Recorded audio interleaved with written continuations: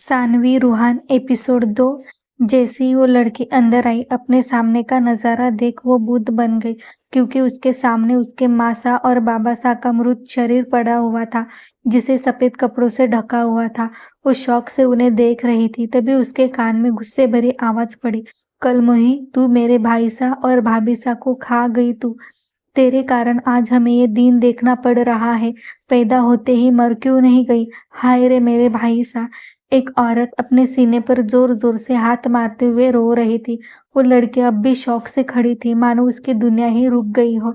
तभी उसके सर पर एक मजबूत हाथ आ गया और उसके सर को थपथपाते हुए वो आदमी बोला, रो मेरी बच्ची, रो ले। ऐसे शांत मत रहे। सानू मेरी बच्ची, कुछ तो बोल। उस लड़के ने अपना सर उठाकर उस आदमी को देखा और धीरे से बोली, काका सा, ये बाबा सा और माँ सा ऐसे क्यों सो रहे हैं? उस आदमी ने अपना सिर ना में हिला दिया, जिसे देख वो लड़की अचानक ही बेहोश हो गई। उसे ऐसे बेहोश देख वो आदमी, जिसका नाम गिरीश था, वो जोर से चिल्लाए, सानवी। उनके ऐसे चिल्लाने से ही सब लोग सानवी के आसपास इकट्ठा हो गए। सानवी के पीछे एक लड़की आ रही थी, जो उसकी दोस्त और उसकी दासी थी, जो बचपन से ही उसके साथ रहती थी। गिरीश जी ने जल्दी से उसे देखते हुए कहा, डॉक्टर को फोन करो ज्योति। ज्योति ने जल्दी से हाँ में सिर हिला दिया और उनके फैमिली डॉक्टर को कॉल कर दिया। गिरीश जी ने जल्दी से सानवी को गोद में उठा लिया और उसे लेकर उसके कमरे में चले गए। थोड़ी देर बाद डॉक्टर आ गए। उन्होंने सानवी को चेक किया और फिर गिरीश जी को देखते हुए बोले, फिक्र करने की कोई बात नहीं है, वो बिल्कुल ठीक है। उन्हें किसी बात का बहुत बड़ा शौक लगा है, जिस कारण वो बेहोश हो गई है। थोड़ी देर बाद उन्हें होश आ जाएगा। गिरीश जी ने उस डॉक्टर को धन्यवाद किया और फिर वही सोफे पर बैठ गए। उन्होंने अपनी आंखें बंद कर दी और खुद से बोले, ये तुमने क्या कर दिया रघुनाथ? कैसे तुम इस मासूम सी जान को छोड़कर चले गए? इतना कहते कहते उनके आंखों से एक बूंद आंसू जाकर उनके गालों पर लुढ़क गई। तभी उनके कान में ज्योति की आवाज आई, सानू, सानू, तुम ठीक तो हो ना?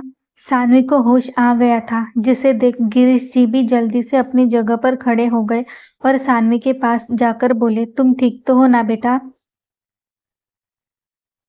सानवी ने अपना सर हाँ में हिला दिया। तभी उसे कुछ याद आ गया और वह झट से अपनी जगह से खड़े हो गई और जोर जोर से रोते हुए बाहर भाग गई। जब वो बाहर आई तो उसने देखा उसकी मासा और बाबा सा अभी भी वैसे ही लेटे हुए थे, जिन्हें देख सानवी जाकर उन दोनों के बीच बैठ गई और जोर जोर से रोने लगी। बाबा सा, क्यों क्यों किया आपने ये? मैं आपके बिना कैसे रहूंगी?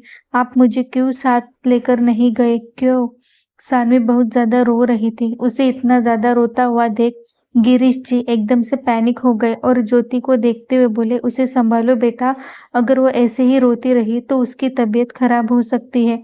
ज्योति ने जल्दी से जाकर सानवी को संभाल लिया और उसे शांत करते हुए बोली, शांत हो जा सानू, भगवान के मर्जी के आगे हम क्या कर सकते हैं?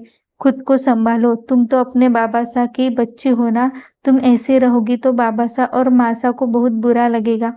ज्योति की बात सुनकर सानवी रोते हुए बोली, मेरे साथ ही क्यों होता है ये हर बार? क्यों होता है? क्या बिगाड़ा है हमने किसी का? क्यों भोलेनाथ, क्यों? तभी उसके कान में अपनी बुआ की तीखी आवाज पड़ी, क्यों कि तू पनौती है, पनौती, अपने ही माँ बाप को खाने वाली चुड़ैल है तू। कभी खुश नहीं रहेगी तू, समझी ना? सानवी को ऐसे श्राप मिलता देख सब औरतों ने अपने मुंह पर पल्लू रख सानवी के लिए बुरा महसूस कर रही थी। तभी वहां पर खड़े आदमी ने गिरीश जी को देखते हुए कहा, अब उन्हें ले जाने का वक्त हो गया है। गिरीश जी ने अपने दिल पर पत्थर रखकर हाँ कहा, फिर सबको देखते हुए बोली, सानवी बिटिया अग्नि देगी। किसी की भी हिम्मत नहीं थी कि वो गिरीश जी के खिलाफ जाए, इसलिए सब लोग तैयार हो गए और अर्थी को उठाकर शमशान की तरफ चले गए। सानवी बिना किसी से कुछ कहे बस चली जा रही थी। कुछ वक्त बाद सानवी दो जल रहे चिताओं के सामने खड़ी थी, मानो उसकी रंगीन जिंदगी को वो बेरंग होते हुए अपने आंखों से देख रही हो। गिरीश जी भी वही खड़े थे। तभी उनके पास उनका बॉडीगार्ड आया और उन्हें देखते हुए बोला, मंत्री साहब, हमारे जाने का वक्त हो गया है। अगर यहाँ पर और ठहरे तो उन्हें खबर लग जाएगी। गिरीश जी ने हाँ कहा और फिर सानवी को देखते हुए बोले, अपना ख्याल रखना मेरी बच्ची, मैं बहुत जल्द तुम्हें मिलने आ जाऊंगा। सानवी ने गिरीश जी के पैरों को छुआ और फिर वो भी अपने घर की तरफ चली गई। उसके जाते ही गिरीश जी गाड़ी में बैठ गए और वहां से चले गए। सानवी थकी हारी अपने घर के आंगन में खड़ी थी। चारों तरफ उसे अपने बाबा सा और मासा की यादों की झनकारें सुनाई दे रही थी। आ गई तू कलमुही, क्यों आई है यहाँ? चली जा मेरी नजरों से दूर, चली जा। सानवी की बड़ी बुआ चीख चीख कर सानवी को सुना रही थी, जिसकी बात सुनकर पड़ोस की औरत बोली, अरे कालिंदी, क्यों बच्ची पर बरस पड़ रही हो? अभी तो इतना बड़ा पहाड़ टूट पड़ा है उस पर, कुछ तो ख्याल कर। कालिंदी रोते हुए, इसी के कारण मरे हैं वो दोनों, इसी के कारण। ना ये मना करती और ना ये सब कुछ होता। खा गई अपने माँ बाप को। कालिंदी की बातें सानवी के कान पर किसी तपते हुए लावे की तरह पड़ रही थी, जिसे वो सुन ना सकी और अपने कान पर हाथ रखकर वैसे ही पीछे की तरफ भागते हुए घर से बाहर चली गई। उसे जाता देख ज्योति भी उसके पीछे चली गई। 1 महीने बाद बेंगलोर शहर, राणा पैलेस। बड़ा सा पैलेस जिसके आसपास अनगिनत बॉडीगार्ड्स का पहरा था और कुछ पुलिस फोर्स के साथ आर्मी फोर्स भी वहां पर मौजूद थी, क्योंकि वो पैलेस राज्य के मंत्री का था, गिरीश राणा का। राज्य के मंत्री बहुत सुलझे हुए आदमी। आज तक कभी अपने पद से उन्होंने बुरा काम नहीं किया था। वो सिर्फ लोगों को देना जानते थे, छीनना उनके स्वभाव के खिलाफ था। उस बड़े से पैलेस के अंदर 2nd फ्लोर पर एक बड़ा सा कमरा था। उस कमरे के अंदर बेड पर इस वक्त गिरीश जी लेटे हुए थे। उनके पास उनकी पत्नी गिरिजा बैठी हुई थी। बाकी कमरे में कोई नहीं था। सब लोग हॉल में बैठे हुए थे। गिरिजा जी ने रोते हुए कहा, किस बात की चिंता है आपको इतनी, जो आप ऐसे बेड पर पड़े हुए हैं? गिरीश जी ने उन्हें कुछ नहीं कहा, बस चुपचाप लेटे हुए थे। तभी पैलेस के बाहर हेलीकॉप्टर लैंड होने की आवाज आई, जिसे सुनकर सब लोग एकदम से सावधान हो गए। रूहान तेजी से हेलीकॉप्टर से बाहर आया और तेज कदमों के साथ पैलेस के अंदर चला गया। उसने कहीं पर भी नहीं देखा और सीधा गिरीश जी के कमरे के अंदर चला गया। रूहान कमरे के अंदर जाते हुए, फादर आप ठीक तो है?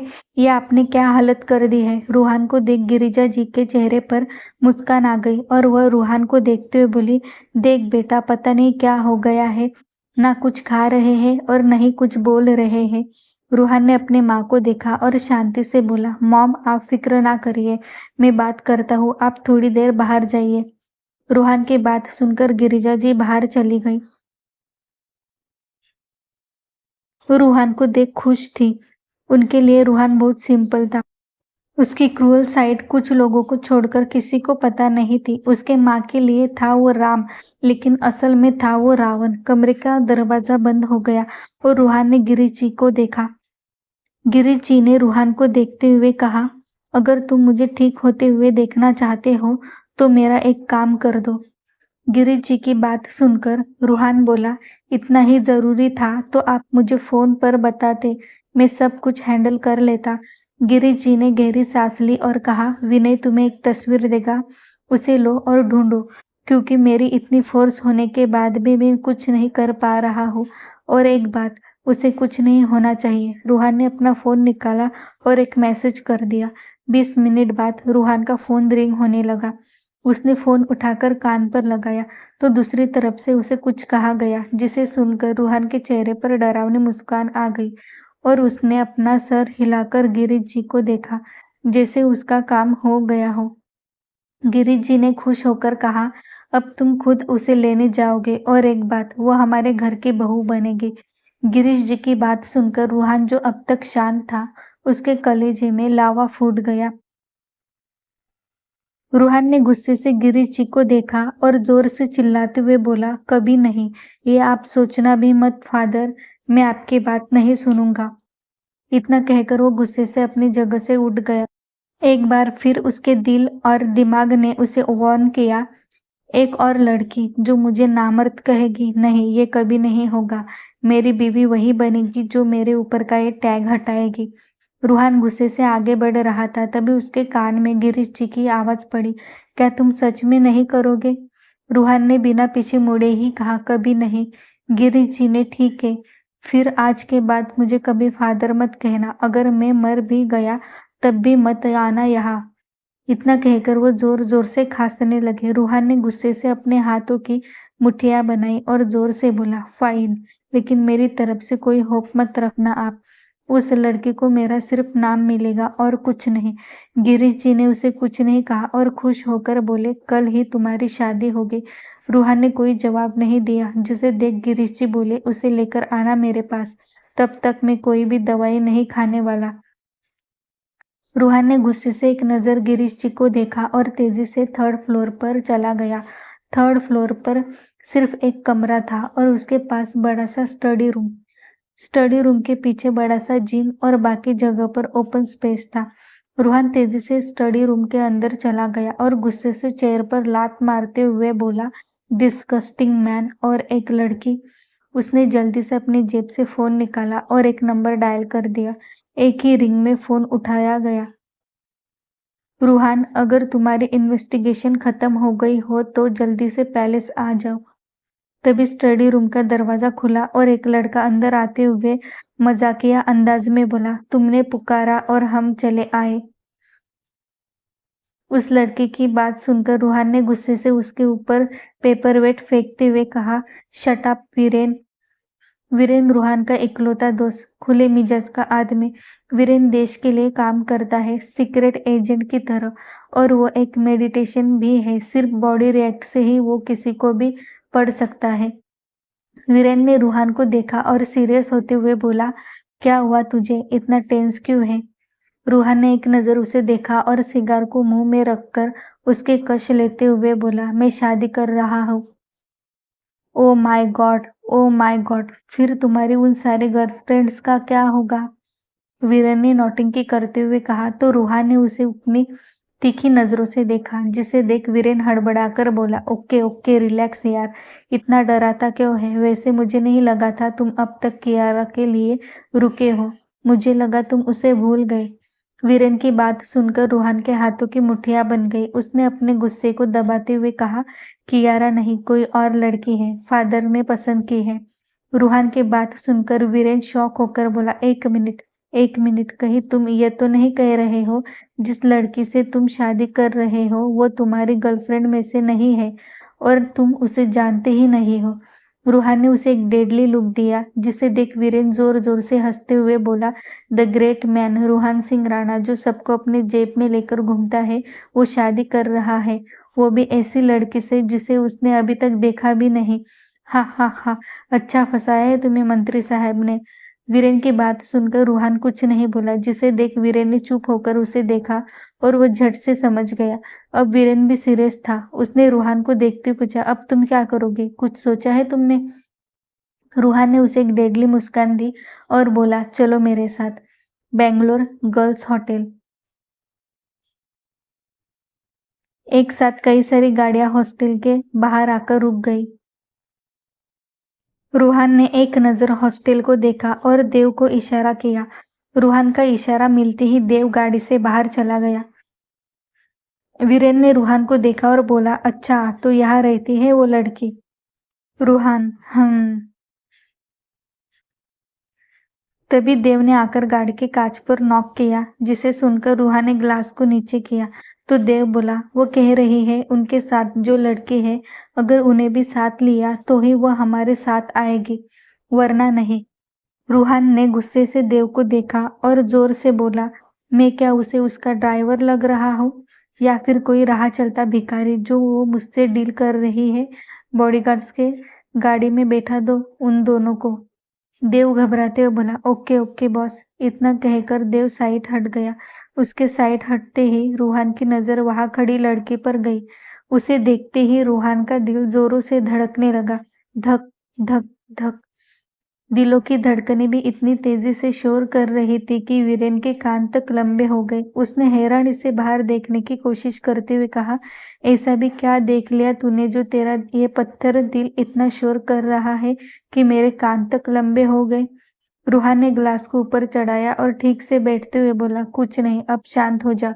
इतना कहकर रूहान ने अपनी आंखें बंद कर दी और सिर को सीट पर टिका दिया। आंखें बंद करते ही उसके आंखों के सामने वो दिखी जिसे देख उसकी धड़कनें भी शोर कर रही थी। वो थी शांत सी परी, लॉन्ग कुर्ती और ब्लैक जींस, बालों की खजूरी चोटी बनाई हुई थी, फिर भी कमर से नीचे तक बाल आ रहे थे। लंबी पलकें जो उसके आंखों को छुपाकर रखे हुए थी, गोरी चमड़ी इतनी कि धूप में चमक रही थी और हल्की गुलाबी हो गई थी। एक कंधे पर बैग लटका हुआ था। फिगर इतना खूबसूरत था कि आंखें चमक जाए किसी की भी। रूहान बैठे बैठे उसके बारे में सोच रहा था। अपने बॉडी में कुछ चेंजेस महसूस कर रहा था वो। ऐसे में भी उसे हल्का पसीना आ रहा था। तभी उसके कान में वीरेन की आवाज पड़ी, उठ यार, हम आ गए। रूहा ने सिर्फ हम कहा और गाड़ी से बाहर आ गया। तभी उसे फिर से वो दिखी जिसे देख उसकी काली आंखें चमक गई। लेकिन तभी उसे किसी ने आकर पीछे से पकड़ लिया। रूहान अपने ही धुन में उस लड़के को देखने में मग्न था। ऐसे अचानक किसी और के पकड़े जाने से वो एकदम से गुस्से से भर गया और ना चाहते हुए भी उसे अपनी नजरें उस लड़के पर से हटानी पड़ी। जब उसने हल्का सा पीछे मुड़कर देखा कि उसे किसने हक किया है तो उसकी नजरें एकदम से कठोर हो गई और उसने झट से उस लड़के को अपने आप से दूर करते हुए अपने दांत पीसते हुए कहा, तुम्हारी हिम्मत कैसे हुई मुझे इस तरह पकड़ने की? दूर रहना, समझे तुम? इतना कहकर रूहान तेजी से पैलेस के अंदर चला गया। उसके जाते ही उस लड़के ने हैरानी और दुख भरे लहजे में कहा, इतने नाराज हो तुम मुझसे रूहान? लेकिन कोई बात नहीं, मैं भी कियारा हूँ, तुम्हारी कियारा। इतने जल्दी थोड़ी हार मानूंगी। तुम्हें अपना बनाकर रहूंगी। कियारा की बात वहां खड़े वीरेन ने भी सुन ली थी। उसने धीरे से मुस्कुराते हुए कियारा से कहा, तुमने आने में बहुत देर कर दी कियारा बेबी। इतना कहकर वीरेन भी हंसते हुए चला गया। कियारा, ये है रूहान की बुआ की बेटी, बचपन से राणा पैलेस में रहती है। रूहान की बुआ अपने पति को छोड़कर आ गई थी, तब से वो यहीं पर रहती है। कियारा और रूहान बचपन से साथ थे, जिस कारण फैमिली ने रूहान और कियारा की शादी तय की थी। रूहान भी खुश था क्योंकि वो भी कियारा को पसंद करता था। सब कुछ ठीक था, पर शादी के दिन कियारा वहां से भाग गई थी। क्यों, किस लिए, ये किसी को भी पता नहीं था। आज वो 2 साल बाद वापस लौटी है। देव ने सानवी और ज्योति को गिरीश जी के कमरे में छोड़ दिया और वहां से चला गया। कमरे के अंदर गिरीश जी को ऐसे देख सानवी घबराते हुए बोली, काका, ये आपको क्या हो गया, आप ऐसे? सानवी को अपने लिए परेशान होता देख गिरीश जी हल्का सा मुस्कुराते हुए बोले, मैं ठीक हूँ मेरी बच्ची, और मुझे माफ कर देना। उस दिन मुझे काम नहीं होता तो मैं तुम्हें लेकर ही आ जाता, पर छोड़ो, होने को कोई टाल नहीं सकता। मैंने एक फैसला किया है, ऐसा समझो तुम्हारे बाबा साहब की वो आखिरी इच्छा है। अपने बाबा साहब का जिक्र सुनकर सानवी की आंखें नम हो गई। उसने अपना सर हाँ में हिलाया, जिसे देख गिरीश जी ने सानवी का हाथ पकड़ लिया और उसे देखते हुए बोले, सानू, तुम हमारे घर की बहू बनोगी। सानवी को पहले तो कुछ समझ नहीं आया, लेकिन जैसे ही समझ आया उसकी आंखें एकदम से बड़ी हो गई। गिरीश जी के बेटे को कौन नहीं जानता था, राजा था वो, राजा। इतने बड़े आदमी के साथ शादी करना, सानवी को तो मानो अपने सीने पर बोझ महसूस होने लगा। उसने अपने कपकपाते हुए होठों से कहा, काका, लेकिन मैं कैसे, मेरा मतलब उनके साथ। उसका इतना कहना था कि तभी उस कमरे में रूहान तेज आवाज गूंजी, फादर, मैं उससे अकेले में बात करना चाहता हूँ। रूहान की बात सुनकर गिरीश जी ने उसे कहा, जिसे देख रूहान ने तिरछी नजरों से सानवी को देखा और अपनी रौबदार आवाज में बोला, कम विथ मी। सानवी ने अपना सर झुका लिया और चुपचाप रूहान के साथ चली गई। उसके जाते ही ज्योति गिरीश जी से बोली, काका सा, ये आप? गिरीश जी, मुझे पता चला है सब कुछ और मैं कोई रिस्क नहीं ले सकता। रघुनाथ ने उसकी और तुम्हारी जिम्मेदारी मुझे दी है, उसे सेफ रखने के लिए यही बेहतर है। ज्योति और कुछ भी बोलना चाहती थी, पर इतने बड़े आदमी से और कुछ पूछने की हिम्मत नहीं हो रही थी उसमें। रूहान सानवी को लेकर लिफ्ट में चला गया, जिसे देख सानवी भी उसके पीछे चली गई। रूहान एक टक उसे देख रहा था, जिसे सानवी को अच्छे से महसूस हो रहा था। रूहान के पास उसे बहुत ज्यादा डर लग रहा था। उसका चार्म उसके परफ्यूम की स्मेल उसे पागल कर रही थी। 2 मिनट बाद लिफ्ट 3rd फ्लोर पर रुक गई। लिफ्ट के रुकते ही रूहान अपने एटीट्यूड में बाहर आया और तेजी से टेरेस की तरफ चला गया। सानवी भी धीरे कदमों के साथ उसके पीछे जा रही थी। अभी तक दोनों ने एक दुष्शब्द नहीं कहा था। दोनों भी शांत थे। रूहान आकर सोफे पर शान से बैठ गया। उसके बैठने का तरीका देख सानवी की आंखें लगभग बाहर ही आ गई। रूहान एकदम सीधा बैठा हुआ था। एक पैर आधा मुड़ा हुआ था तो दूसरा पैर सीधा था। उसकी शर्ट के ऊपर की 2 बटन ओपन थे, जिस कारण उसका भारदस्त सीना अच्छे से दिख रहा था। सानवी अपनी नजरें चुराते हुए उसे देख रही थी, जिसे देख रूहान के चेहरे पर तिरछी मुस्कान आ गई। उसने अपनी तेज आवाज में सानवी से कहा, अगर मुझे देखकर हो गया हो तो मेरी बात ध्यान से सुनना। सानवी ने जल्दी से घबराते हुए अपनी गर्दन हाँ में हिलाई, जिसे देख रूहान अपनी दबंग आवाज में बोला, गूंगी हो क्या? जी। रूहान की बात को ना समझते हुए सानवी धीरे से बोली। हाय रे, उसका वो जी सुनकर रूहान के दिल में खलबली सी मच गई। उसने एक नजर सानवी को ऊपर से नीचे तक देखा और अपने आप में बुदबुदाते हुए बोला, परफेक्ट मैरिज मटेरियल। रूहान ने धीरे से कहा, जिस कारण सानवी सुन न सके। रूहान अपनी जगह पर खड़ा हो गया और एक कदम आगे बढ़कर सानवी के बिल्कुल सामने खड़ा हो गया। उसके ऐसे एकदम नजदीक आने से सानवी एक कदम पीछे हो गई, जिसे देख रूहान ने भी अपना एक कदम आगे बढ़ाया, जिसे देख सानवी फिर से पीछे हो गई। ऐसे 3-4 बार हुआ, जिससे इरिटेट होकर रूहान ने सानवी के कमर को कसकर पकड़ लिया। क्या होगी सानवी रूहान से शादी करने के लिए राजी? आखिर क्या बात करनी है रूहान को सानवी से? जानने के लिए जुड़े रहे कहानी के साथ। Thank you for watching. कहानी को आगे जानने के लिए चैनल को सब्सक्राइब करो और बेल आइकन को प्रेस करना ना भूलें, ताकि जैसे ही एपिसोड पब्लिश हो आपको तुरंत नोटिफिकेशन मिल जाएगा।